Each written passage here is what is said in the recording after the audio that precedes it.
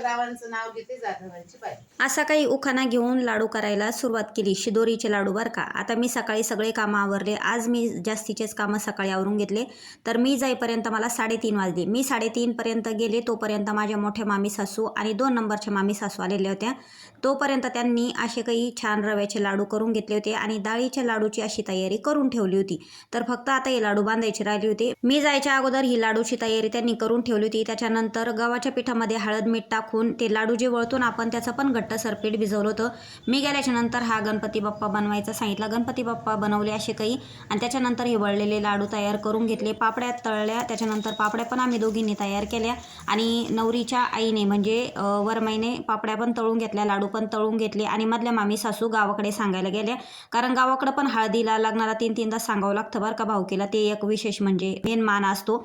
तर असं काही ते पापड्या वगैरे तिकडे मी झाकून ठेवल्या आणि त्याच्यानंतर इकडे आता हे डाळीचे लाडू बांधायला घेतले. आता ह्या आहे माझ्या मोठ्या मामी सासू, या लहान्या मामी सासू, मी आणि ह्या यांच्या मामाची सून निळ्या साडीवाल्या. तर त्या थोडंसं उशीर आल्या. तर म्हटलं चला तुम्ही पण बांधू लागा. पण लाडू बांधण्याच्या अगोदर तुम्ही पहिले उखाणा घ्या. तर चालू होतं हरिपाठ वगैरे घ्यायचं. पण म्हटलं पहिले उखाण्यापासून सुरुवात करा. तर त्या ताईंनी पण माझा मान ठेवला बरं का आणि छान असा उखाणा घेतला. मुंबईची मुंबिका, कलकत्त्याची कालिका, यशोदावांचं नाव घेते जाधवांची बाई.